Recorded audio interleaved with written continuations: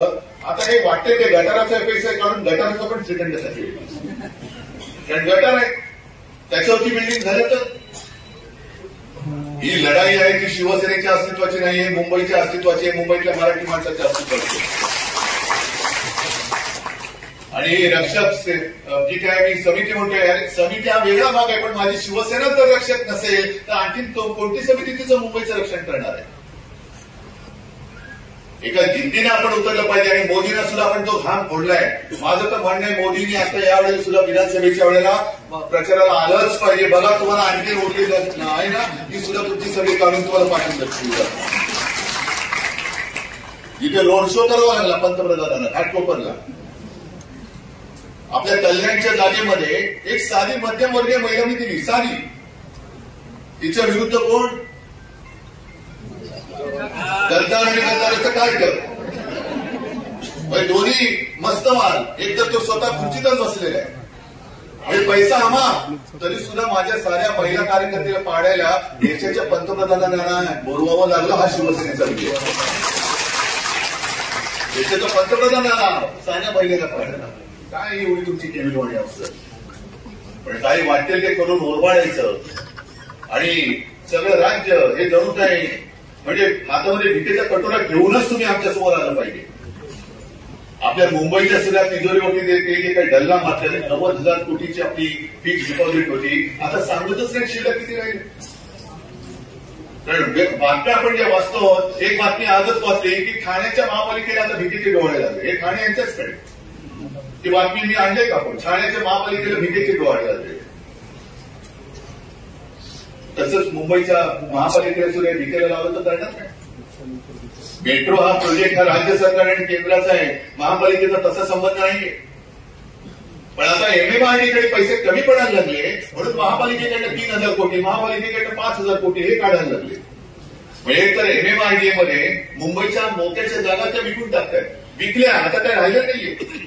मग मुंबईकरांचा पैसा जो मला अभिमान वाटतो, जे सागरी महामार्ग, कोस्टल रोड, सिलिंगच्या पुढचं जे आपलं स्वप्न आपण दाखवलं आणि मुंबई महापालिकेच्या पैशातून पूर्ण केलं. आता हे पुढचे जे काय करतायत ते सगळे एमएमआरडी, एमएसआरडीसी म्हणजे सगळे यांच्या निंद्याच्या खिशातले सगळी आणि त्याच्यासाठी मुंबई महापालिका ते विकायला लावत आहे. तरीही नव्हतं. 2.5 वर्ष होत आली मुंबई महापालिकेवरती प्रशासक आहे. मुंबई महापालिकेचा विकास आता दिल्लीच्या नीती आयोगाच्या मार्फत केला जाणार आहे. याच्यावरती काल विरोधी पक्षाच्या मुख्यमंत्र्यांनी बहिष्कार टाकला. काय गरज काय? नीती आयोग तुम्हाला इतर तर तुम्ही वापरा, एमएमआरडीचे सुद्धा तर मुंबईत गरज काय? आणि म्हणून मी जे काय म्हणतो, जसं धारावीच्या टेंडरबद्दल बोलतो तसं आपली सत्ता आल्यानंतर एमएमआरडीए सुद्धा मी रद्द केल्याशिवाय राहणार नाही. एका मुंबईच्या हद्दीवारातला माझी महापालिका समर्थ आहे आणि माझ्या महापालिकेच्या तिजोरीला म्हणजे माझ्या कष्ट करून कर भरणाऱ्या मुंबईकरांच्या खिशाला जर तुम्ही नख लावणार असाल तर तुमची नखं ती बोटासकट आम्ही उठून जाऊ. आणि ही निवडणूक म्हणून आपल्याला महत्वाची आहे. मुंबई जर का बघाल तर नवीन करण्यासारखं काही जागा शिल्लक ठेवत नाही. कुर्ल्याची ती मदर डेअरी, अरे एक साधं कर्नाटकामध्ये झाली ती त्यांची कुठली डेअरी ती नंदिनी तिच्यावर रान पेटलं. सगळा कर्नाटक म्हणजे तानडी माणूस एक पडला आणि भाजपची वाट लावून टाकली.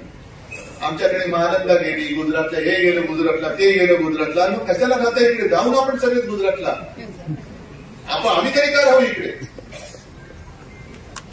पण या लोकांना कल्पना आहे की इतर राज्य त्यांच्या परीने लढतायत. जसं उत्तर प्रदेशने लढा दिला, ममता बॅनर्जींनी दिला, तसा हा महाराष्ट्र हा छत्रपती शिवाजी महाराजांचा महाराष्ट्र आहे.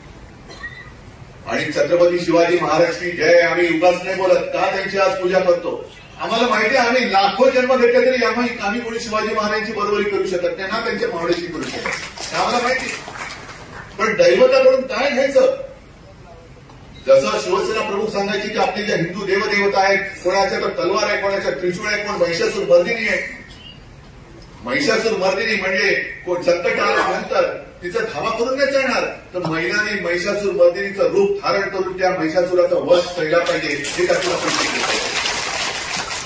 त्याचप्रमाणे छत्रपती शिवाजी महाराज मिर्झाराजे जयसिंग पुन्हा आपल्यातलाच गद्दार प्रचंड सैन्य घेऊन चालवून आला.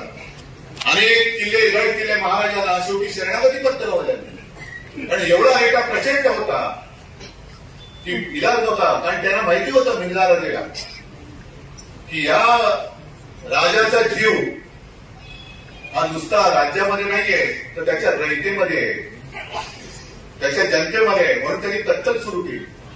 आणि कत्तल सुरू केल्यानंतर महाराज म्हणाले की हे अवघड आहे, जर माझी माणसंच मारली जाणार असली तर मी तरी काय करू. म्हणून महाराज गेले त्याच्याकडे, तिथून आग्र्याला गेले आणि नंतर सुटका करून घेऊन, माफीपत्र वगैरे नाही, सुटका करून घेऊन महाराजांनी स्वराज्य औरंगजेबाच्या नाकावर टिचून स्थापन करून टाकलं. गेलं होतं गड किल्ले, स्वराज्य कसलं स्वराज्य, स्वराज्याचं स्वप्न उद्ध्वस्त झालं होतं.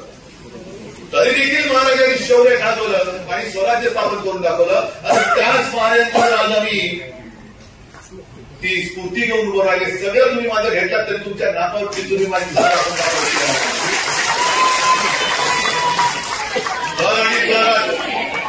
अभिमानाने आम्ही सांगू की होय आम्ही बाळासाहेबांची शिवसैनिक आहोत आणि छत्रपती शिवाजी महाराजांचे आम्ही पुजारी आहोत. हे आम्ही या लोकांना गाडून दाखवून दिल्याशिवाय राहणार नाही. ही शपथ घेऊन तुम्ही निघा तर आणि तरच आपल्या आयुष्याला अर्थ आहे. नाहीतर जसे प्रवाहपतीत होऊन ओंडके वाहत जातात, त्या ओंडक्यावरती कधी बेडूक बसतात, तशी सगळी बेडकं म्हणजे काही नेते नाहीये. नेता तोच असतो जो प्रवाह आडून दाखवतो आणि प्रवाह उलटा फिरून दाखवतो. मी प्रवाह उलटा फिरून दाखवतो, मी प्रवाह आडून दाखवेन. हिंमत तुमच्यामध्ये असली पाहिजे आणि हिंमत आहे आपल्याकडे. ज्या सूचना अनिल परब यांनी दिल्या, मतदार यादी, ही सगळ्यात महत्वाची गोष्ट आहे. आणि तरुणाच्या काळामध्ये जे आपण केलं होतं त्याचं मग शकणार, कारण आता वॉर्ड प्रचंड वाढलेले आहे, ते एक गटप्रमुख करू शकतो. आणि परत एकदा सांगितलं की विधानसभेचं वॉर्ड किती मोठा असू दे, 5 लाखाचा असेल, 10 लाखाचा असेल, असू दे, पण गटप्रमुखांनी फक्त एवढंच म्हटलं पाहिजे की माझ्याकडे 900 नावं आहे, माझा विधानसभेचा वॉर्ड फक्त 900 लोकांचा आहे आणि या 900 लोकांमध्ये जास्तीत जास्त मतदान मी करून घेतलं तर माझा उमेदवार हा जिंकला. हे सगळ्या गटप्रमुखांनी ठरवलं आणि प्रत्येकाने आपापल्या मतदार यादीपुरतं काम केलं. आणि यादीमध्ये जर शिवसेनेच्या उमेदवाराला बहुमत मिळवून दिलं, आघाडी मिळवून दिली तर आपण जिंकू शकत नाही. काम छोटं आहे पण कर्तृत्व मोठं आहे. आपण मोठमोठ्या सभा घेतो, मिरवणुका काढतो, प्रचंड गर्दी होते, पण त्या गर्दीचं मला सुधीर भाऊंचं वाक्य नेहमी आठवतं. आता पावसाचे दिवस आहेत, ठिकठिकाणी आता ओढे, नाले, धबधबे प्रचंड प्रमाणामध्ये मोठ्या प्रमाणावरती वाहत आहेत. धबधबे आपण होतो, अरे वा काय धबधबा आहे, अप्रतिम. पण पाऊस संपू द्या, 15 दिवसात तो सुकून जातो. मग ते सगळं पाणी वाहतं बदाड बदाड बदाड. त्याला जर का आपण नीट काही केलं नाही, त्याचं धरण बांधलं नाही, त्याला कुठे काही कॅनल बांधले नाही, तर ते पाऊस म्हणजे निसर्ग देतोय पण आपल्या कर्मदरिद्रपणाने आपण ते घालून टाकतो, समुद्रात जातोय. मग त्याला सगळ्याला जोपर्यंत आपण यंत्रणेमध्ये आणत नाही तोपर्यंत त्या धबधब्याचा काय उपयोग नाही. उत्साह बाप आहे पण उत्साहाला यंत्रणेची एक चौकट आपण जोपर्यंत घालत नाही तोपर्यंत उत्साहाचा काही उपयोग होऊ शकत नाही. नुसत्या घोषणा देऊन आपण निवडणुका जिंकू शकत नाही. घोषणा द्यायच्या त्या विजयाच्या द्यायच्या, पण काम करायचं असेल ते विजयासाठी केलं पाहिजे. आता दहीहंडी येतील, त्याच्यानंतर गणपती येणार, नवरात्र येणार, काही ठिकाणी मंडळाच्या मंडळ इकडची तिकडची इकडे जातील. मंडळ सगळी आपलीच आहेत ना, मग त्यांच्या माध्यमातून काम काय करायचं. गणपती उत्सवामध्ये सुद्धा नाही म्हटलं तरी या गद्दारीचा उल्लेख करायला काय हरकत आहे. जर स्वतः शंकराचार्य आपल्या घरी येऊन गेले आणि त्यांनी सांगितलं की विश्वासघातासारखा दुसरा घात असू शकत नाही आणि विश्वासघात करणारा हिंदू असूच शकत नाही, स्वतः शंकराचार्य बोलतो. आणि दुसऱ्या एका गोष्टीचं मला बरं वाटलं, कारण येताना मी भगवे घेतले पाहिजे. आणि मी जे तुम्हाला मागे बोलवतो, आपल्या भगव्यावरती मशाल सुद्धा लावू नका. आपला भगवा छत्रपतींचा भगवा कशाचा असला पाहिजे, तो भगवा दिसायचा कळे पाहिजे, हेच खरी शिवसेना. पण मशालीचा प्रचार मात्र जोरात झाला पाहिजे. अजूनही काही शाखांच्या बोर्डावरती धनुष्यबाण दिसतोय, आहे ना, ताबडतोब तिकडे मशाल झाली पाहिजे. कारण गेल्या वेळेला आपल्याला मशालीचा प्रचार करायला तसे दिवस मिळाले नव्हते, आता मिळालेले आहेत. सुप्रीम कोर्टामध्ये केस आहे. मी काल आशा व्यक्त केली की 5-10 वर्षामध्ये तोही निकाल लागेल आपल्याला. तुम्हाला आणखी वाटत असेल 20-25 वर्षात लागेल, पण निकाल लागेल नक्की. आणि आमची सुप्रीम कोर्टावरती श्रद्धा आहे, आमचा विश्वास आहे. त्याच्यामुळे नक्की निकाल लागेल. 5 दिवसात लागेल, 5 वर्षात लागेल, 50 वर्षात लागेल, माहिती पण निकाल लागेल नक्की. तोपर्यंत आपलं शिवसेना उद्धव बाळासाहेब ठाकरे, मला माझं शिवसेना हे नाव पाहिजे आणि ते मला मिळणार. हा मला माझ्यामध्ये आठवण.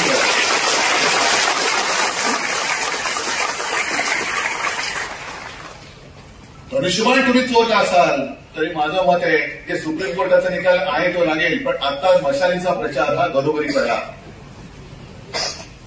कारण अनेक ठिकाणी ग्रामीण भागामध्ये या चोर कंपनीने आपल्या शिवसेना प्रमुखांचा फोटो लावला आणि बाळासाहेबांचं धनुष्यबाण. काही जणांनी मला सांगितलं उद्धवजी हम तो आपको वोट देना चाहते थे. मराठी लोकांनी सांगितलं, लेकिन हमने गलती से हुआ को दे दिया. हे थोडं आहे, गोंधळाची परिस्थिती आहे. एक तर मशाल आपण स्वतः चित्र केले ते निवडणूक आयोगाकडे दिले आणि त्यांना विनंती केली की जसं पूर्वी आम्ही धनुष्यबाण जे चिन्ह आहे त्याचं चित्र आम्ही तुम्हाला करून दिलं होतं आणि तुम्ही आम्हाला ते मान्य करून दिलं होतं, तसं आमच्या मशालीचं चित्र सुद्धा तुम्ही आम्हाला मान्य करून द्या आणि मशालीशी साधर्म्य असणाऱ्या चिमणी असेल आणखीन काही असेल त्या निशाण्या तुम्ही मतपत्रिकेवरती ठेवू नका, ही विनंती आपण त्यांनी केली आहे. बघू काय त्याचा पण निकाल 60-65 वर्षात लागेल. पण तोपर्यंत आपली मशाल जी आहे ती घरोघरी पोचलीच पाहिजे आणि लोकांच्या मनात राग आहे. अगदी मराठी असो अमराठी असो, अगदी मुस्लिम लोक सुद्धा खूप मोठ्या प्रमाणात आपल्यासोबत आले, ख्रिश्चन्स आलेले आहेत, ख्रिश्चन पण आले, मुसलमान पण आलेले आहेत. आणि मी तर जाहीर सभेत अगदी मराठी चिता त्यांची सभा होती बरोबर ना, त्या सभेमध्ये अभी मुझे क्या पता सामने से बैठे हिंदी में किया भाषण. अचानक मला कारण समोर जी गर्दी होती जिथपर्यंत नजर जात होती तिथपर्यंत सगळी गर्दीच गर्दी, घरं दारं सगळी फुटपाथ तर भरलेच होते, सगळी गर्दी. आणि त्याच्यात मला कळलं की 90% जास्त वस्ती ही इथे मुस्लिम बांधवांची, मुस्लिम समाजाची. मग मी त्यांना सरळ विचारलं आपको लगता है की मैंने हिंदुत्व छोडा. सगळ्यांनी सांगितलं नाही. मग मी त्यांना सगळं क्या मेरा हिंदुत्व आपको मंजूर है या नाही. सगळे म्हणाले हो. कारण आपलं हिंदुत्व हे वेगळं आहे आणि यांचं हिंदुत्व हे वेगळं आहे. हे हिंदुत्व करतात पण नुसतं तोडा फोडा आणि राज्य करा असं नाहीये. त्याच्याबद्दल पुढच्या जाहीर सभांमध्ये मी बोलेन. पण हे आग लावण्याचे धंदे हे करतील. आपल्यातले सुद्धा काही लोकांना आज तर फोन येत असतील, काही जण हा गेला तो गेला. जायचं तर उघड जा पण आत राहून दगाबाजी करू नका.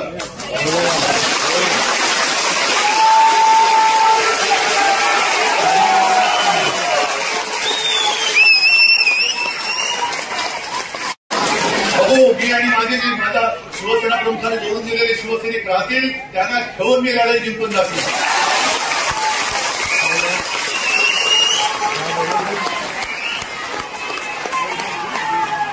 पैसे मिळत आहेत म्हणून तुम्ही आपल्या आयुष्य गद्दारी करू नका. नगरसेवक माजी नगरसेवक जातायत असतात याला जायचं त्यांना बघू ना. अरे मी तर या तर्फेने उतरतो का इथं तुम्ही राहणं कमी राहील न्याय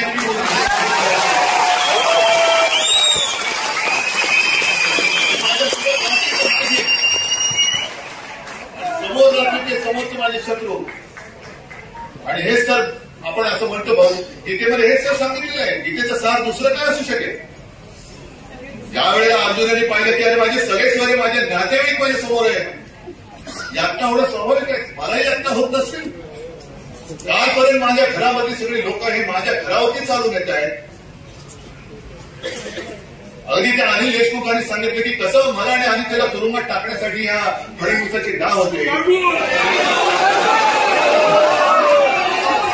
सगळ्यांनी सहन करून जिद्दीने उभा राहिलेलं आहे. एक तर तू तरी राहशील नाही तर मी तरी राहील.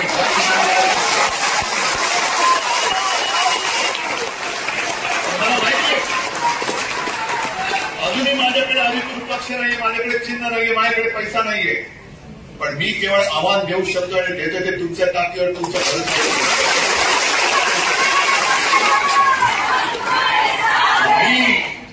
मी म्हणजे मी नाही, मी म्हणजे तुम्ही आहात.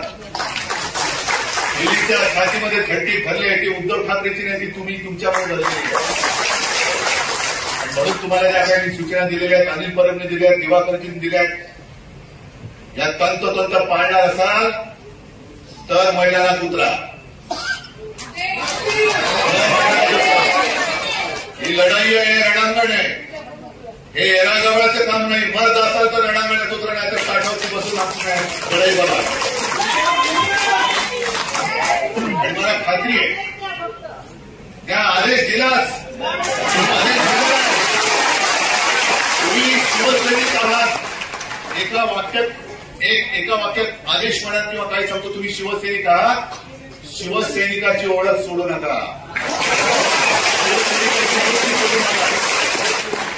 जे बाळासाहेबांनी आपल्याला शिकवले की एक तर कोणाच्या अंगावर हात उगारायचा नाही, पण कोणी उगारला तर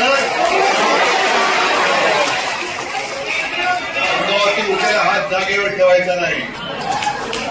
या माझ्या शिवसेनेच्या अंगावर उठलेला हात आहे, हा जागेवर निवडणुकीत राहता कामा नये. हा एकच तुम्हाला आदेश पाहिजे, आदेश देतो. चला, नोकरी देणार नाही. Get out. जा, जिकडनं आला तिकडे चालता, गुजरात गुजरातला जा, तिकडे बाकी देतो.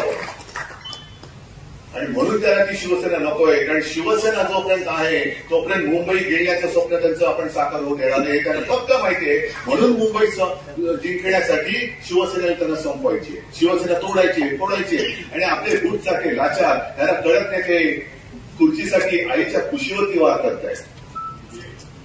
त्या आईने जन्म दिला, त्या आईला मारण्याचं म्हणजे तिची सुपारी घेऊन हे त्यांचे बूट चाटतायत, दिल्लीश्वरांचे बूट चाटतायत आणि पुन्हा सांगतायत आम्ही हिंदुत्ववादी बाळासाहेबांचे विचार. अरे, बाळासाहेबांचं नाव घेण्याची तुमची लायकी नाहीये, अजिबात लायकी नाही. आणि काल परवाकडे सुद्धा मी जे पत्रकार परिषदेत बोललो, आज मी यादी घेऊन आलेलो आहे. ही यादी आहे माझ्याकडे. ही आल्यानंतर जर माझं भाषण झाल्यानंतर विनंती, कोणीतरी ही जागा या वाचून दाखवा. धारावीकरांना कसं फेकून देत आहेत, म्हणजे मुलुंडला टाकून द्यायचं, दहिसर नागऱ्याला टाकून द्यायचं, मिठागरात टाकून द्यायचं, कुर्ला मदर डेअरीमध्ये टाकून द्यायचं. का? मग अडाणीची तिकडे कामं चालू आहेत आणि अडाणीच्या तिकडे जागा आहेत, तिकडे धारावीकरांसाठी ट्रान्झिट कॅम्प का नाही बांधत? बांधा तिकडे. इकडे बाजूलाच भूखंड घेतला ना तो वांद्रे रेक्लेमेशन, बांधा ना ट्रान्झिट कॅम्प तिकडे. पण हे ह्या ज्या जागाच्या ट्रान्झिट कॅम्पसाठी नाहीये. पात्र अपात्र ठरवायचे जास्तीत जास्त. तिकडे धारावीकरांना हाकलून द्यायचे, पुन्हा तिकडे झोपडपट्ट्या उभा राहणार, पुन्हा तिकडे अदानी येणार, पुन्हा तिकडे टॉवर उभे राहणार. म्हणजे मराठी माणूस आणि मुंबई पूर्ण त्याचं भंगार असं दुकान करून टाकायचं. अगदी जसं गटारातले किडे मोकळे राहतात तसे मुंबईचे राहिले तरी चालतील, पण मुंबई आहे तोपर्यंत सोन्याची खाण आम्ही सोनं काढून घेतो, बाकी गटारांकडे तुम्ही राहा. हे यांचं स्वप्न आहे. आणि आपलं सरकार आल्यानंतर माझा तर विचार आहे, पहिले धारावीचे टेंडरच कॅन्सल करायचं.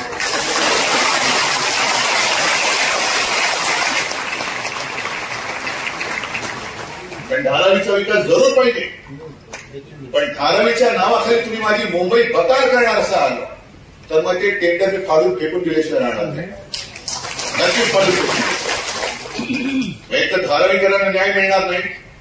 एका धारावीच्या 20 धाराव्या न्याय करणार. मग मुंबईचे बाकीचे प्रोजेक्ट जे काय आहे, बस टर्मिनस असेल, आणखीन काही टर्मिनस असतील, आणखीन काही गोष्टी असतील, त्या करणार कुठे? आज सुद्धा इकडे मुंबईमध्ये जी काही विकास कामं चाललेली आहेत ती विकास कामं नाही, ती भकास कामं आहेत. गरज असेल तर जरूर विकास करा, पण मुंबईचं सौंदर्य मारताय, वाटते तिकडे वेळे वाटते तुम्ही मेट्रोची उभारणी करताय. आणि आज तुम्ही सगळे मुंबईत का आलेला? मला सांगा, तुमच्या वॉर्डामध्ये पोटाच्या तक्रारी, पोट बिघडते, स्वाईन फ्लू झाले, तक्रारी आहेत की नाहीये? संपूर्ण मुंबईमध्ये. कारण मेट्रोची जी काही वेडी बाबतीत कामं होत आहेत त्याच्यामध्ये ते पाण्याची लाईन बघत नाहीत, गटर लाईन बघत नाहीत, वेडी बाबतीत खोदकामं करतायत, कारण कॉन्ट्रॅक्टर माझा लाडका. करणार काय? मग आम्ही काय करतो, जी महापालिका बरखास्त केले त्या प्रशासनाकडे जातो. प्रशासन सांगतो, बघतो, करतो, पाहतो, टीम पाठवतो, शोध चालू आहे. माझ्या मी तिथे जातो, बांद्रे पूर्व विभागातच ही गटारगंगा आणि गंगा ही एकत्र झाली होती. पण वारे माप तोडफोड चाललेली आहे, कशाला पायपोस नाहीये. नको तिकडे आता म्हणजे पाणी तुंबत नव्हतं, तिकडे पाणी तुंबायला लागलेलं आहे. मुंबईत पाणी तुंबलं, पुण्यात तुंबलं, नागपूरमध्ये तुंबलं. काय ही विकास करायची काय? आणि हे विकास पुरुष आले कुठून? हे सगळे जे आहेत राज्यकर्ते, यांचे 12 वाजल्यानंतर एक जाईल बारामतीला, दुसरं जाईल तो तिकडे पंचतारांकित शेती करायला, तिसरं जाईल नागपूरला. मुंबईकरांसाठी राहिले कोण? आपण मुंबईकर आहोत. आपली मुंबई आपण नाही जपायची तर हे काय व्यापारी आहेत ते जपणार मुंबईला? ज्या प्रकारे त्यांची काही जी मुंबईची लूट करतात. आणखीन एक प्रकरण कालच ती बातमी आली होती. आणखीन एक जो भूखंड होता पशु आणि सगळे पशुसंवर्धन विभागाचा, तो मुंबई बँकेने देतात. आधीच्या इथला मुंबई बँक यांचा जो भ्रष्टाचारी चेहरा चपाटा तिकडे बसलाय, याला आपण त्याच्यावरती चौकशी लावली होती. यांनी क्लीन चिट देऊन टाकली. Clean chit. हे सगळे मुंबई लुटतायत. तो तिथल्या पार्ल्याचा पनेल झोन म्हणजे इकडनं विमानाचा उड्डाणाचा आणि उतरण्याचा मार्ग असतो. तिकडे तुम्हाला सगळ्यांना कल्पना आहे की एका मर्यादेच्या वरती इमारतीला वाढीव एफएसआय देता येऊ शकत नाही. हे पहिल्यापासूनच आहे. 4 मजल्याची इमारत असेल तर त्याच्यावरती 5वा मजला बांधू शकणार नाही, कारण इंटरनॅशनल जे काही लॉज आहेत, रेग्युलेशन आहेत आणि त्याच्यावरती रस्त्यावरती फ्लायओव्हर करता येईल. पण विमान जरी उडत असलं तरी त्याला फ्लायओव्हर नाही चालत. या इमारतीमध्ये येतील. मग काय करण्यात पुनर्विकास करायचा आहे. पुनर्विकासासाठी टीडीआर पाहिजे. मग यांनी काढलं हवेतला टीडीआर. 10 मजल्याचं तिकडे कॅल्क्युलेशन काढले कुठून 10 मजले? काय 4 मजल्याच्या वरती जर इमारती वाढू उंची वाढता येऊ शकत नसू तर 10 मजले तुम्ही मोजलेत कसे? पण तो सगळा परिसर आहे, एअरपोर्ट ऑथॉरिटीचा आहे. पार्ल्याचा तो येतो की नाही मला कल्पना नाही, पण एअरपोर्ट ऑथॉरिटीचा आहे, तो अदानीकडे. मग जर 4 मजल्याच्या इमारतीचं नुकसान होते, इकडे 10 मजल्याच्या इमारती झाल्या तर किती टीडीआर निघेल? म्हणून तुम्ही टीडीआर देणार असाल तर एअरपोर्ट अदानीकडे. उद्या तो रनवेचा टीडीआर मागेल. जर इकडे इमारती उभ्या केल्या असत्या 30 मजल्याच्या रनवेवरती तर मग हे सगळे झालेलं नुकसान मला द्या. तर ठीक आहे घ्या. हवेतला टीडीआर तुम्ही काढल्यानंतर तो जमिनीवरती कुठे वापरणार? मुंबईमध्ये जमीन शिल्लक नाहीये. आणि जमीन जर का असली तर इमारती बांधल्यानंतर तिकडे पाणी कुठून देणार तुम्ही?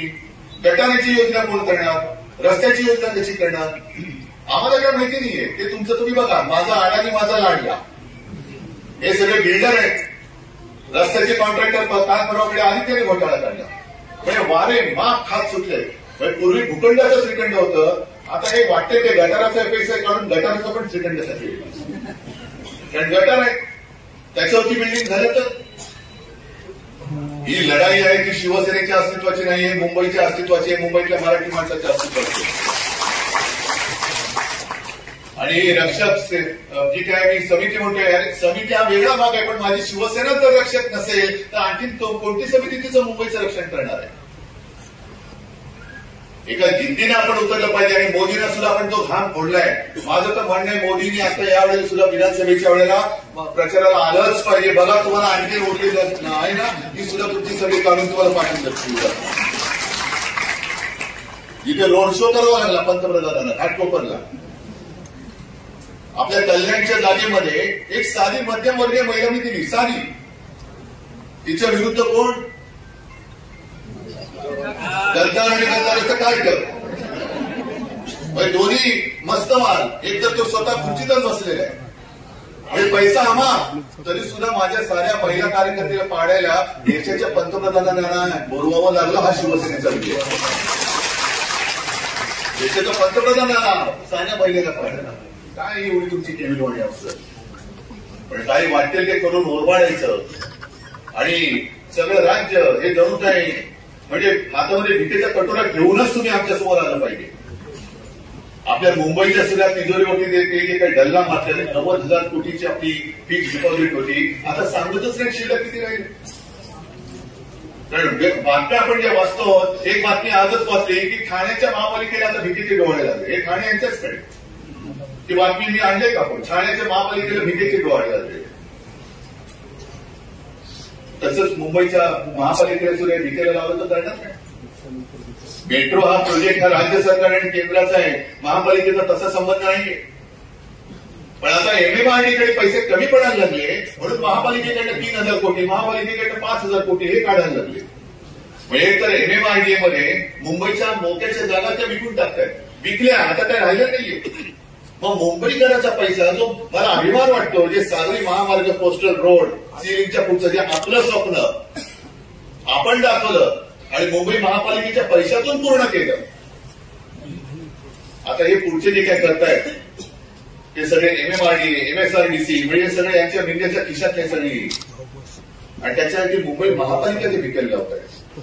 तरीही नव्हतं 2.5 वर्ष होत आली मुंबई महापालिकेवरती प्रशासक आहे. मुंबई महापालिकेचा विकास आता दिल्लीच्या नीती आयोगाच्या मार्फत केला जाणार आहे. याच्यावरती काल विरोधी पक्षाच्या मुख्यमंत्र्यांनी बहिष्कार टाकला. काय गरज काय? नीती आयोग तुम्हाला इतरत्र तुम्ही वापरा, MMRDचे सुद्धा तर मुंबईत गरज काय? आणि म्हणून मी जे काय म्हणतो, जसं धारावीच्या टेंडर बद्दल बोलतो तसं आपली सत्ता आल्यानंतर MMRD सुद्धा मी रद्द केल्याशिवाय राहणार नाही. एका मुंबईच्या हद्दीवारांचा माझी महापालिका समर्थ आहे आणि माझ्या महापालिकेच्या तिजोरीला म्हणजे माझ्या कष्ट करून कर भरणाऱ्या मुंबईकरांच्या खिशाला जर तुम्ही नख लावणार असाल तर तुमची नखं ती बोटासकट आम्ही उठून जाऊ, बोटासकट उठून जाऊ. आणि ही निवडणूक म्हणून आपल्याला महत्वाची आहे. मुंबई जर का बघाल तर नवीन करण्यासारखं काही जागा शिल्लक ठेवत नाही. कुर्ल्याची ती मदर डेअरी, अरे एक साधं कर्नाटकामध्ये झालेली त्यांची कुठली डेअरी ती नंदिनी, तिच्यावर रान पेटलं. सगळा कर्नाटक म्हणजे तानडी माणूस एक पटला आणि भाजपची वाट लावून टाकली. आमच्याकडे महाराजला गेली, गुजरातला हे गेलं गुजरातला, ते गेलं गुजरातला. मग कशाला जाता इकडे? जाऊन आपण सगळेच गुजरातला. आम्ही तरी का राहू इकडे? पण या लोकांना कल्पना नाही की इतर राज्य त्यांच्या परीने लढत आहेत. जसं उत्तर प्रदेशने लढायला ममता बॅनर्जींनी दिला, तसा हा महाराष्ट्र हा छत्रपती शिवाजी महाराजांचा महाराष्ट्र आहे. आणि छत्रपती शिवाजी महाराजची जय आम्ही उगाच नाही बोलत का त्यांची आज पूजा करतो. आम्हाला माहिती आहे आम्ही लाखो जन्म घेतले तरी आम्ही कोणी शिवाजी महाराजांची बरोबरी करू शकत नाही ना त्यांच्या मावळीशी करू शकत, आम्हाला माहिती. पण दैवताकडून काय घ्यायचं? जसं शिवसेना प्रमुख सांगायची की आपले ज्या हिंदू देवदेवता आहेत, कोणाच्या तर तलवार आहे, कोणाच्या त्रिशूळ आहे, कोण महिषासूर मर्दिनी आहे. महिषासूर मर्दिनी म्हणजे कोण संकट आल्यानंतर तिचा धावा करून नाही चालणार, तर महिलांनी महिषासूर मर्दिनीचं रूप धारण करून त्या महिषासुराचा वध केला पाहिजे हे त्यातून आपण शिकलो.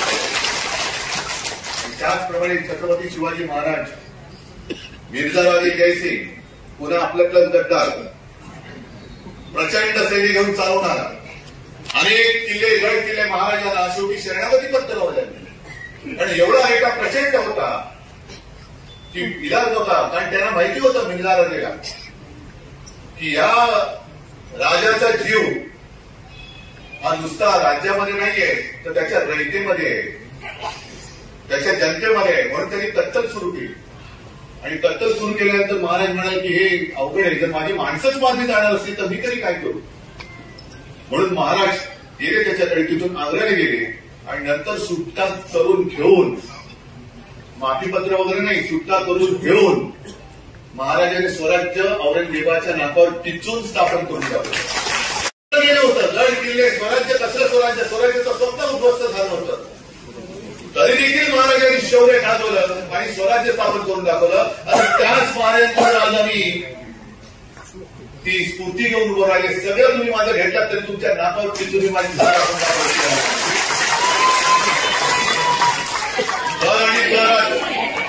अभिमानाने आम्ही सांगू की होय आम्ही बाळासाहेबांची शिवसैनिक आहोत आणि छत्रपती शिवाजी महाराजांचे आम्ही पुजारी आहोत. हे आम्ही या लोकांना गाडून दाखवून दिल्याशिवाय राहणार नाही. ही शपथ घेऊन तुम्ही निघा तर आणि तरच आपल्या आयुष्याला अर्थ आहे. नाहीतर जसे प्रवाह पतित होऊन ओंडके वाहत जातात, त्या ओंडक्यावरती कधी बेडूक बसतात, तशी सगळी भेट म्हणजे काही नेते नाहीये. नेता तोच असतो जो प्रवाह अडवून दाखवतो आणि प्रवाह उलटा फिरून दाखवतो. मी प्रवाह उलटा फिरून दाखवतो, मी प्रवाह अडवून दाखवेन. हिंमत तुमच्यामध्ये असली पाहिजे आणि हिंमत आहे आपल्याकडे. ज्या सूचना अनिल परब यांनी दिल्या, मतदार यादी, ही सगळ्यात महत्वाची गोष्ट आहे. आणि तरुणाच्या काळामध्ये जे आपण केलं होतं त्याचं मग शकणार, कारण आता वॉर्ड प्रचंड वाढलेले आहे, ते एक गटप्रमुख करू शकतो. आणि परत एकदा सांगितलं की विधानसभेचा वॉर्ड किती मोठा असू दे, 5 लाखाचा असेल, 10 लाखाचा असेल, असू दे, पण गटप्रमुखांनी फक्त एवढंच म्हटलं पाहिजे की माझ्याकडे 900 नावं आहे, माझा विधानसभेचा वॉर्ड फक्त 900 लोकांचा आहे आणि या 900 लोकांमध्ये जास्तीत जास्त मतदान मी करून घेतलं तर माझा उमेदवार हा जिंकला. हे सगळ्या घटकप्रमुखांनी ठरवलं आणि प्रत्येकाने आपापल्या मतदार यादीपुरतं काम केलं आणि यादीमध्ये जर शिवसेनेच्या उमेदवाराला बहुमत मिळवून दिलं, आघाडी मिळवून दिली तर आपण जिंकू शकत नाही. काम छोटं आहे पण कर्तृत्व मोठं आहे. आपण मोठमोठ्या सभा घेतो, मिरवणुका काढतो, प्रचंड गर्दी होते, पण त्या गर्दीचं मला सुधीर भाऊंचं वाक्य नेहमी आठवतं. आता पावसाचे दिवस आहेत, ठिकठिकाणी आता ओढे, नाले, धबधबे प्रचंड प्रमाणामध्ये मोठ्या प्रमाणात वाहत आहेत. धबधबे आपण होतो, अरे वा काय धबधबा आहे, अप्रतिम. पण पाऊस संपू द्या, 15 दिवसात तो शिकून जातो. मग ते सगळं पाणी वाहतं बदाड बदाड बदाड बदाड. त्याला जर का आपण नीट काही केलं नाही, त्याचं धरण बांधलं नाही, त्याला कुठे काही कॅनल बांधले नाही, तर ते पाऊस म्हणजे निसर्ग देतोय पण आपल्या कर्मदरिद्रपणाने आपण ते घालून टाकले, समुद्रात जातोय. मग त्याला सगळ्याला जोपर्यंत आपण यंत्रणेमध्ये आणत नाही तोपर्यंत त्या धबधब्याचा काय उपयोग नाही. उत्साह माप आहे पण उत्साहाला यंत्रणेची एक चौकट आपण जोपर्यंत घालत नाही तोपर्यंत उत्साहाचा काही उपयोग होऊ शकत नाही. नुसत्या घोषणा देऊन आपण निवडणुका जिंकू शकत नाही. घोषणा द्यायच्या त्या विजयाच्या द्यायच्या, पण काम करायचं असेल ते विजयासाठी केलं पाहिजे. आता दहीहंडी येतील, त्याच्यानंतर गणपती येणार, नवरात्र येणार, काही ठिकाणी मंडळाच्या मंडळ इकडची तिकडे तिकडची इकडे जातील. मंडळ सगळी आपलीच आहेत ना, मग त्यांच्या माध्यमातून काम काय करायचं. गणपती उत्सवामध्ये सुद्धा नाही म्हटलं तरी या गद्दारीचा उल्लेख करायला काय हरकत आहे. जर स्वतः शंकराचार्य आपल्या घरी येऊन गेले आणि त्यांनी सांगितलं की विश्वासघातासारखा दुसरा घात असू शकत नाही आणि विश्वासघात करणारा हिंदू असूच शकत नाही, स्वतः शंकराचार्य बोलले. आणि दुसऱ्या एका गोष्टीचं मला बरं वाटलं, कारण येताना मी भगवे घेतले पाहिजे. आणि मी जे तुम्हाला मागे बोलवतो, आपल्या भगव्यावरती मशाल सुद्धा लावू नका. आपला भगवा छत्रपतींचा भगवा तो कशाचा असला पाहिजे, तो भगवा दिसायचा कडे पाहिजे, हीच खरी शिवसेना. पण मशालीचा प्रचार मात्र जोरात झाला पाहिजे. अजूनही काही शाखांच्या बोर्डावरती धनुष्यबाण दिसतोय आहे ना, ताबडतोब तिकडे मशाल झाली पाहिजे. कारण गेल्या वेळेला आपल्याला मशालीचा प्रचार करायला तसे दिवस मिळाले नव्हते, आता मिळालेले आहेत. सुप्रीम कोर्टामध्ये केस आहे. मी काल आशा व्यक्त केली की 5-10 वर्षामध्ये तोही निकाल लागेल आपल्याला. ते तुम्हाला आणखी वाटायचं 20-25 वर्षात लागेल, पण निकाल लागेल नक्की. आणि आमची सुप्रीम कोर्टावरती श्रद्धा आहे, आमचा विश्वास आहे. त्याच्यामुळे नक्की निकाल लागेल. 5 दिवसात लागेल, 5 वर्षात लागेल, 50 वर्षात लागेल, माहिती नाही, पण निकाल लागेल नक्की. तोपर्यंत आपलं शिवसेना उद्धव बाळासाहेब ठाकरे, मला माझं शिवसेना हे नाव पाहिजे आणि ते मला मिळणार. हा मला माझ्यामध्ये आठवण.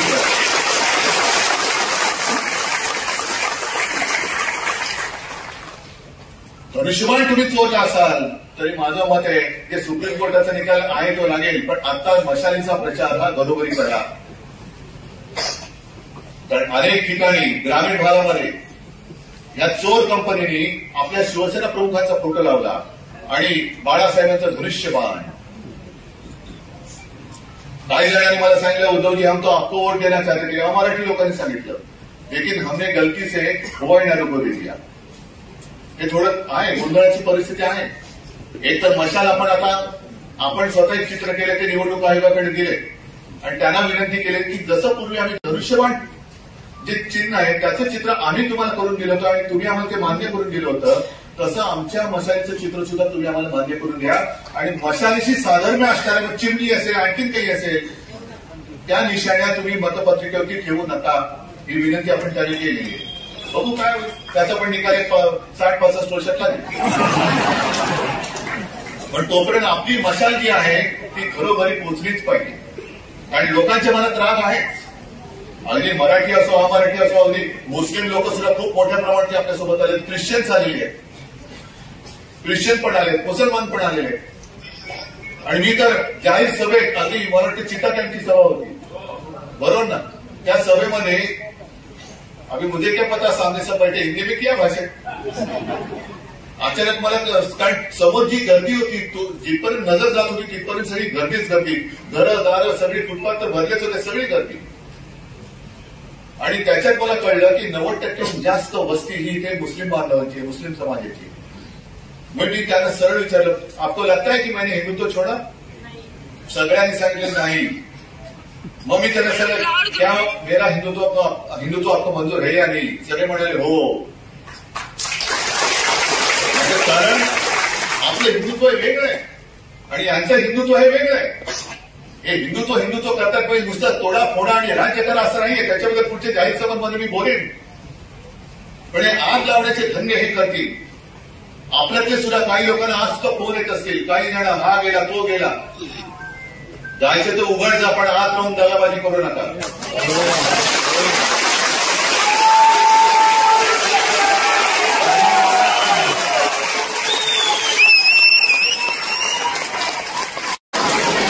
मी आणि माझा शिवसेना प्रमुखांनी जोडून दिलेले शिवसैनिक राहतील, त्यांना ठेवून मी लढाई जिंकून जातो.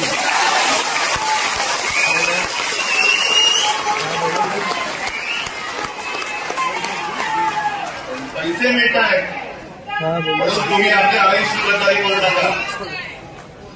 नगरसेवक माजी नगरसेवक जातायचा असतात जात याला जायचं त्यांना बघू ना. अरे मी तर या तर्फेने उतरलो इथं तुम्ही राहा तर मी राहीन या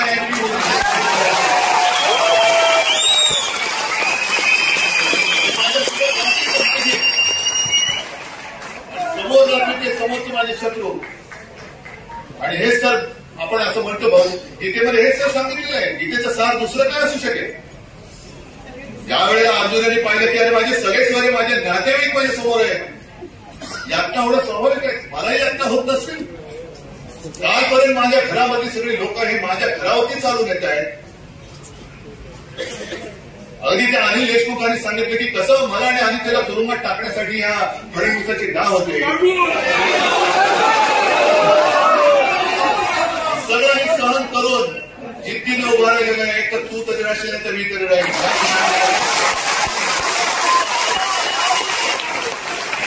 मला माहिती आहे अजूनही माझ्याकडे अधिकृत पक्ष नाहीये, माझ्याकडे चिन्ह नाहीये, माझ्याकडे पैसा नाहीये. पण मी केवळ आव्हान देऊ शकतो आणि देतो ते तुमच्या ताकदीवर तुमच्या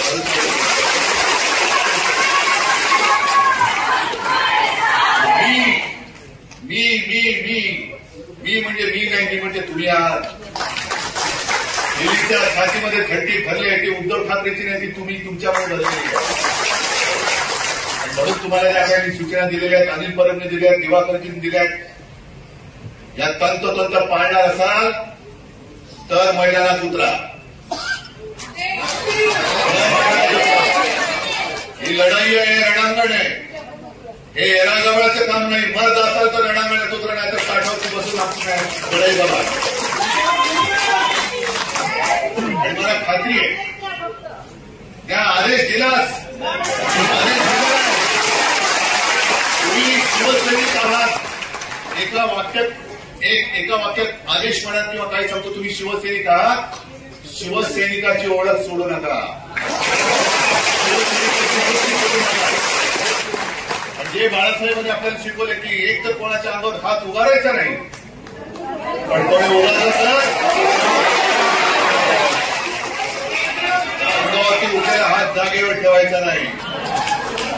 या माझ्या शिवसेनेच्या अंगावर उठलेला हात आहे, हा जागेवर निवडणुकीत राहता कामा नये. हा एकच तुम्हाला